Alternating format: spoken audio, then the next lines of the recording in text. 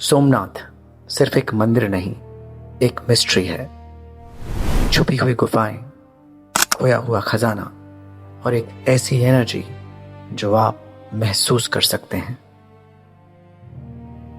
आपने सुना होगा कि कैसे सोमनाथ मंदिर बार बार डिस्ट्रॉय होने के बाद भी फिर से खड़ा हो जाता है।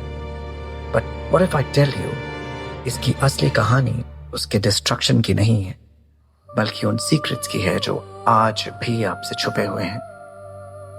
मंदिर के अंदर एक ऐसा पिलर है जिसे बाण स्तंभ कहते हैं। बाण यानी कि एरो, एक तीर। उस पर लिखा है एक शॉकिंग क्लेम कि इस पॉइंट से लेकर एंटार्क्टिका तक बीच में कोई भी जमीन यानी कि लैंड नहीं है। न कोई आइलैंड, न कोई कॉन्टिनेंट, सिर्फ एक एंडलेस ओशन। सोचो, बिना सैटेलाइट, बिना मॉडर्न टेक्नोलॉजी या कैलकुलेशन कैसे की गई होगी। क्या ये कोइंसिडेंस है या कोई ऐसी छुपी हुई पुरानी विद्या जिसके बारे में हम जानते भी नहीं हैं? दूसरी मिस्ट्री है वहां का वैनिशिंग ट्रेजर, एक ऐसा खजाना जिसके बारे में लोगों ने सुना तो है पर वो कभी मिला नहीं। जब सोमनाथ पर अटैक हुए तब यहाँ इतना खजाना था कि उसका अंदाजा लगाना भी मुश्किल है। गोल्ड, ज्यूल्स, हीरे जवाहरात, प्राइसलेस ऑफरिंग्स। लेकिन सबसे बड़ी मिस्ट्री ये है, कुछ लोग मानते हैं कि पूरा का पूरा खजाना कभी मिला ही नहीं।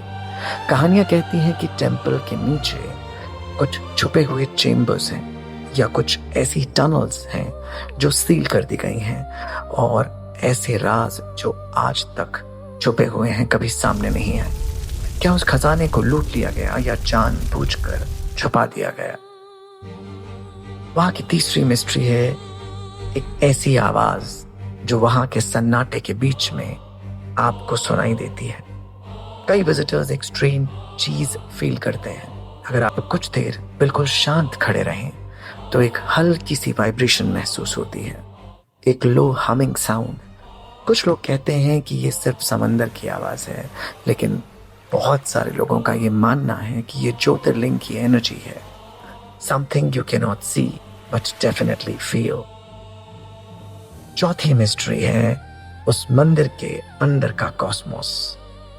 एंशिएंट टेंपल्स सिर्फ मंदिर नहीं होते थे, दे were like energy instruments.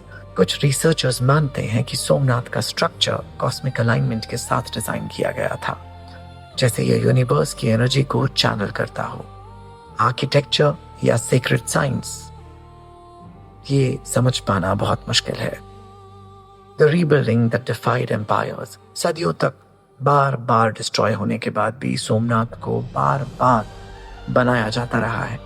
Somnath का रीबिल्ड होना सिर्फ फेथ का मैटर नहीं है, इट वॉज अ स्टेटमेंट। जब सरदार वल्लभ भाई पटेल ने इंडिपेंडेंस के बाद इसका रिकंस्ट्रक्शन शुरू किया तो काफी ऑपोजिशन हुआ, बट स्टिल टेंपल फिर से बना, और इस बार और भी स्ट्रॉन्ग, जैसे इसकी कहानी कभी खत्म होने के लिए बनी ही नहीं थी। सोमनाथ सिर्फ एक मंदिर नहीं है, एक मिस्ट्री है जहां माइथोलॉजी, हिस्ट्री और साइंस एक लाइन पे ब्लर हो जाते हैं। और शायद हर सीक्रेट समझने के लिए नहीं होता, कुछ चीजें सिर्फ महसूस करने के लिए होती हैं।